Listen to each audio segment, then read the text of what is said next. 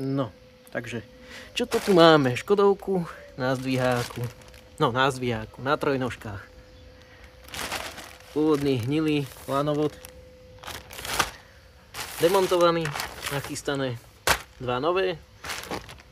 Kvalita Made in EU, takzvané Poľsko. Tu je to nachystané. Druhú stranu budem streamovať dneska. Jak to vymieňam. Bude na čo pozerať. No a ešte čerpám nejaké informácie z odbornej literatúry. Nech to urobím dobre. GoPro nabité. Tablet nachystaný. Ale tablet asi nebude treba. Uvidíme. Takže dneska... Koľko je?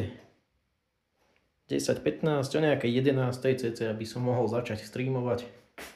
Tak, dojdi sa pozrieť. Bude to zaujímavé. A ešte do istoty dneska znamená koľkatý 3. maj. Už som išiel povedať apríl. Ach jaj.